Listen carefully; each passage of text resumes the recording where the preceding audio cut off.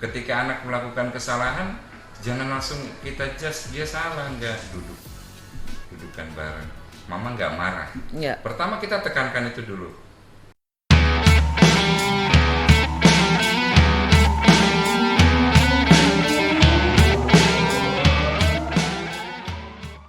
Selamat pagi sahabat podcast dimanapun berada. Kembali lagi kita ketemu ya di podcast RRI Manokwari.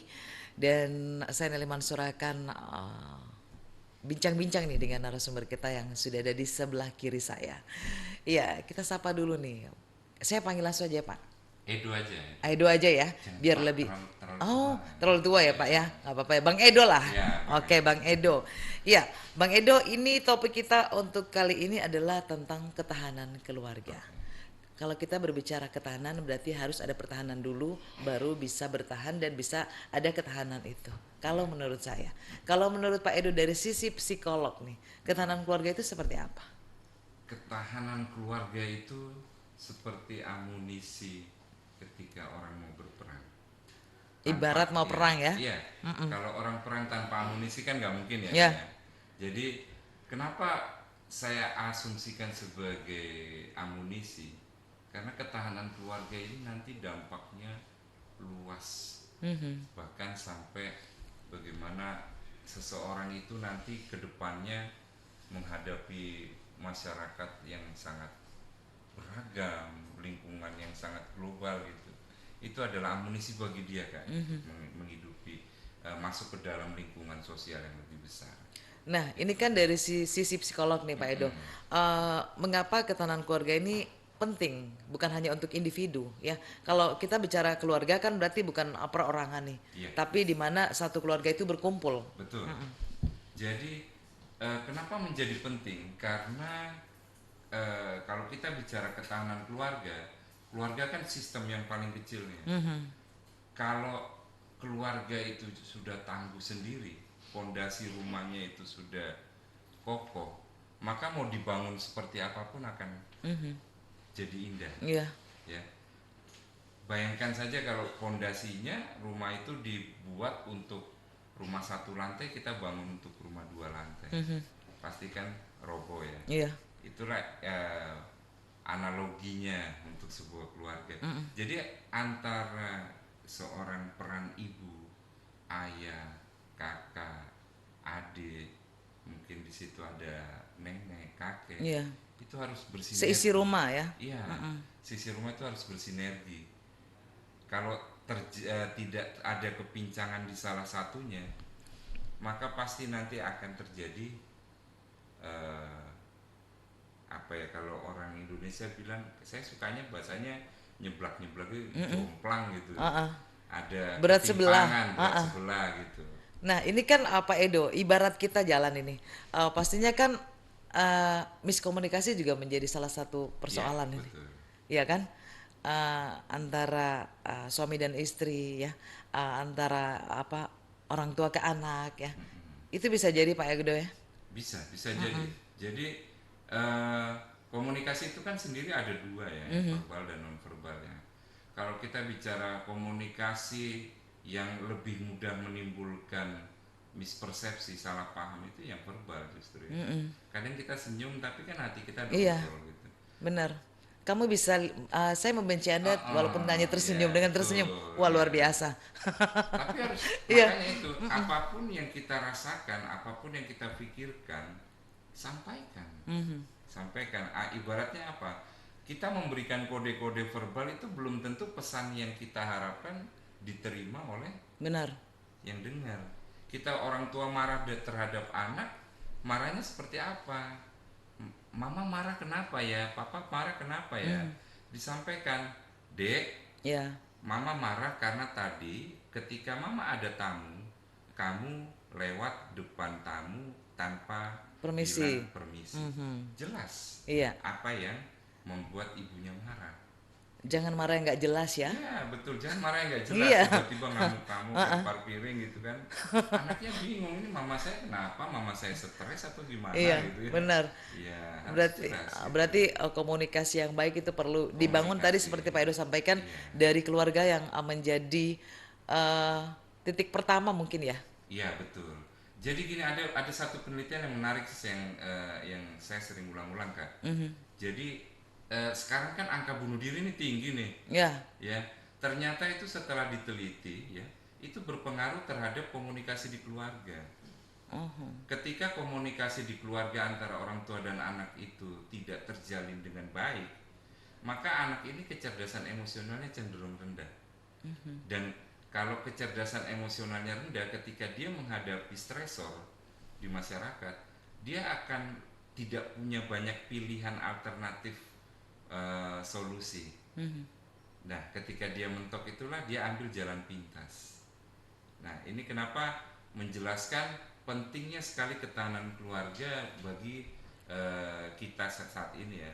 Kasus-kasus yang kita lihat sekarang misalnya bunuh diri, kekerasan dalam rumah tangga, itu kembali lagi sebenarnya dari ketahanan keluarga gitu kan. Mhm. Nah ini Bang Edo, ini kan tentunya peran komunikasi ini kan penting ya, Betul. karena semakin banyak kita berkomunikasi, ini kan ibarat kita punya kunci nih, ya, Iya. ibarat kita punya kunci. Dan menurut Bang Edo nih, komunikasi seperti apa yang bisa membantu untuk menjaga keutuhan keluarga itu? Komunikasi yang tentunya kalau kami bilang komunikasi yang terapeutik, Oh. yang saling melengkapi satu sama lain, saling memberikan masukan, ada eh, saling menghargai gitu ya. Jadi di dalam keluarga itu harus ada komunikasi yang setara, setara. Jadi sebagai orang tua kita harus mendengar juga apa yang ingin disampaikan, harapan-harapan anak gitu ya. Selain kita juga menyampaikan harapan kita sebagai orang tua. Jadi harus ada eh, dua arah, dua arah kebermanfaatan. Itu yang kami sebut di psikologi komunikasi yang terapeutik. Perannya apa? Perannya ketika anak mungkin di sekolah dia ada masalah dengan gurunya, dengan anaknya, orang tua sebagai seorang terapis yang paling dasar untuk anak, mengobati luka psikologisnya Iya. dulu. Nah, sehingga tadi ketika itu sudah terbangun, terpola gitu ya, anak itu akan mengadopsi pola-pola yang dia pelajari di keluarganya dan dia terapkan itu di keluarganya nanti. Nah, ketika semua anak mengalami ini secara serentak, maka saya rasa isu ketahanan keluarga itu nanti sudah menjadi kayak kita bernapas, Iya. udah jadi hal yang itu otomatis berjalan gitu. Karena gini Bang Edo, bukan berarti yang dewasa atau sebagai orang tua itu merasa yang paling benar ya, Betul, sehingga betul kita sekali perlu Kak. mendengarkan apa yang disampaikan oleh anak. Iya perlu, kita perlu mendengarkan apa yang dipikirkan atau diharapkan oleh anak. Makanya kami kalau di psikologi kami memang menyarankan setiap keluarga itu harus punya quality time, Ya, benar. minimal 1 hari setengah jam. Kita dengarkan apa sih yang diinginkan anak, apa yang diinginkan suami saya, apa yang diinginkan istri saya, ibu saya gitu ya. Jadi duduk bersama tanpa melakukan aktivitas apapun. Kadang Kak, kita mengakunya quality time nih, tapi semuanya sibuk dengan sosial medianya masing-masing gitu ya. Jadi nggak ada pertemuan dari hati ke hati. Quality time yang saya maksud tadi yang komunikasi terapeutik, ada tatapan mata, ada here and now, kita berada di komunikasi itu. Ada kadang kita berkomunikasi seperti ini kita sibuk dengan HP kita Iya, sendiri.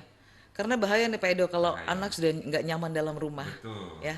Karena itu tidak bisa dipungkiri dan ini merupakan ya ini real karena kita Real. tahu bahwa sekarang zamannya teknologi sehingga masing-masing bahkan anak yang seumuran 2 3 4 5 tahun pun dibekali dengan gadget. Iya, Ya, sehingga ketika quality time disebutkan Pak Edo tadi jadi berkurang atau bahkan tidak ada sama sekali karena betul. masing-masing sibuk dengan gadgetnya masing-masing. Di era digital seperti ini Kak, tujuan kita sebagai orang tua adalah yang paling penting ini untuk renungan kita bersama Iya. ya. Ketika anak itu membuat status dan dikomentari orang tuanya dia tidak malu. Nah, tanda awal bahwa media sosial itu sudah membawa dampak buruk ya. Kalau kami secara psikologi gampang. Ketika anak itu membuat status di media sosial, dikomentari orang tuanya, dia malu atau enggak? Dari situ tergambar, oh keluarganya seperti ini. Kalau anaknya malu, ngapain sih mama komentar di postingan saya Iya. gitu. Berarti komunikasi di keluarganya tidak berjalan efektif. Tapi ketika anak itu merasa, oh ibu saya komentar nih di postingan saya dan dia senang, berarti dia nyaman dengan ibunya. Tolak ukurnya sebenarnya itu. Ini untuk renungan kita bersama ya. Apakah, ya mungkin Kak sudah punya anak, saya Iya. juga udah punya anak. Ketika anak kita membuat status kemudian kita komentarin nih, Iya. terus tiba-tiba dia nggak komentar lagi, wah jangan-jangan dia Kan ada jauh nih tuh dengan kita biasa gitu. mereka buat status terus kita balas Mm-mm. dengan emoji love. Itu Eh, berarti kan kita merespon, kita ya kita merespon. merespon. Mungkin dia membuat status tentang sekolahnya, Ya hasil betul. karyanya, ya. Jadi kita berikan, kita orang tua juga berikan apresiasi seperti Iya itu ya. harus diapresiasi. Bila perlu dalam bentuk kalimat, Ya.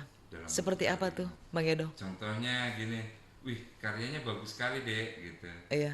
Sampai rumah, mama lihat ya gitu ya. Atau mungkin bisa di apa di bingkai hasil karyanya, atau misalnya kita komentar, memberikan komentar yang membuat besar hati anak itu. Contohnya, wah anak mama memang luar biasa. Iya. Nanti pulang, mama kasih tiket nonton di bioskop gratis gitu misalnya. Berarti kan mereka juga Iya. happy ya. Dan dia merasa bangga kan di depan teman-temannya. Karena anak-anak itu kan rata-rata tolak ukurnya temannya. Ketika dia bilang, wih mama kamu support banget Iya. dengan kamu, dia akan bangga dengan Iya. orang tuanya. Nah itu adalah seperti apa ya, umpan balik gitu ya, saling berkaitan satu sama lain. Jadi kita sebagai orang tua juga jangan berpikir anak saya nggak mau nurut sama saya, jangan-jangan orang tuanya juga nggak mau dengerin Iya. anaknya gitu. Jangan sampai anak-anak kita tertekan gitu ya. Betul, jangan sampai tertekan. Jangan sampai bait lagu yang mengatakan ku coba bertahan itu ada gitu ya. Iya betul. Iya, Iya. jangan sampai berhenti Iya, berharap jangan juga. sampai berhenti berharap ya. Iya. Betul. Bang Edo, kita berbicara mengenai harapan ini. Ya. Pasti setiap kita pasti mempunyai harapan ke depan, khususnya untuk bagaimana keluarga kita itu bisa bertahan. Ya. Dari Bang Edo. Harapan agar keluarga kita bisa bertahan ya. Ya, sebenarnya kalau kita bicara harapan, mana ada sih orang yang berharap keluarganya hancur, Iya. kan nggak ada. Pasti pengen anaknya itu sukses, anaknya ketika tua mengingat dia gitu kan. Ya, mari kita bangun dulu dari hal-hal yang paling kecil.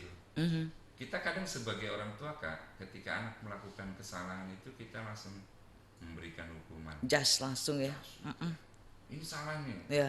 Tapi ketika dia melakukan sesuatu yang baik, kecil, itu dianggap wajar lah. Itu namanya Kita gitu. lupa memberikan Ya, pujian. contohnya misalnya anak ini nggak pernah bangun pagi nih hari Minggu. Tiba-tiba dia bangun jam 6 pagi ngerapiin tempat tidurnya, nyapu. Lah itu kan sudah wajar anak-anak. Ya. Di rumah harusnya begitu. Malah pakai kata harusnya begitu gitu Ya. kan. Seharusnya kan kita sebagai orang tua memberikan penguatan perilakunya supaya perilakunya itu besok berulang lagi kan. Berarti perjuangan dia bangun pagi sia-sia ya. Sia-sia nggak dihargai gitu Iya, ya. benar. Beda lagi kasusnya kalau kayak gini, wih anak mama jam 6 pagi udah bangun bersih-bersih rumah, wah ini anak gadis mama, ini anak laki-laki jagoan mama gitu, hebat banget. Coba begini tiap hari, dia kan merasa, oh mama saya menghargai upaya saya nih Benar.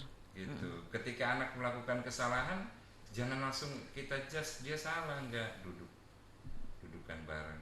Mama nggak marah. Ya. Pertama kita tekankan itu dulu. Mama nggak marah kok, cuman mama mau tahu tadi kamu di sekolah berkelahi kenapa. Ya. Tapi tekankan dulu, mama nggak akan marah. Gitu. Oke. Papa nggak akan marah. Kamu nilai kamu 5, papa nggak akan marah, masih bisa remedial. Tapi kenapa? Soalnya susah kan? Ditanya gitu. Jadi anak itu juga merasa aman ketika diajak komunikasi. Karena kan posisi kita kan lebih tinggi nih ya sebagai orang tua ya. Harusnya kan kita juga menyetarakan dulu Ya. dengan si anak. Sehingga dia juga, ini mah tadi tuh sebenarnya nomor 5 tuh jawabannya A dan B itu sama. Adik silang A, ternyata yang B yang benar. Padahal jawabannya sama, kayaknya salah cetak tuh gurunya. soalnya oh ya kalau gitu nanti mama coba bicara ke sekolah. Iya, Bang Edo mungkin yang Gitu. harus kita bawa di sini bahwa yang salah tetap salah, yang benar tetap Yang benar, salah tetap salah, ya. yang benar tetap benar. Ya. Jadi tanpa mengurangi membenarkan sesuatu yang salah atau menyalahkan sesuatu yang benar. Baik. Begitu. Oke. Ya, Bang Edo ingin apa, ada yang ingin disampaikan lagi Eh, mengenai topik kita ini? yang ingin saya sampaikan adalah anak itu seperti selembar kertas putih. Mhm. Kertas itu akan menjadi lukisan atau hanya sebuah buku coretan itu tergantung juga dari keluarganya. Kalau keluarganya bisa melukis kertas putih itu menjadi sebuah lukisan, Mhm. ya, mungkin dia akan jadi mahakarya Ya. setara dengan Leonardo da Vinci punya hasil karya. Mhm. Tetapi kalau dia hanya berisi coretan-coretan tidak ada makna, maka dia nggak akan ada harganya. Dia hanya jatuh ke tempat sampah. Jadi Oke. anak itu seperti selembar kertas putih kan. Mhm. Mau kita lukis dengan indah atau tidak itu kembali ke kita di keluarga. Mhm. Seperti itu. Ya, baik, pemirsa podcast RRI di manapun berada, demikian obrolan kita dengan Bang Edo ya, seorang psikolog. Makasih Bang Edo Ya, sudah hadir di sama-sama podcast Kak Desi. RRI. Iya, semoga apa yang disampaikan menginspirasi kita semua tentang ketahanan keluarga. Ya, dan pastinya ketahanan keluarga ini bukan hanya tentang bertahan dari masalah, tetapi bagaimana keluarga ini bisa menjadi tempat yang aman, hangat, dan juga kuat untuk membentuk pribadi yang tangguh. Kuncinya satu, komunikasi. Komunikasi. Iya, saya Nelman Sora, terima kasih sudah bersama di podcast RRI Manokwari. Selamat pagi dan sampai jumpa.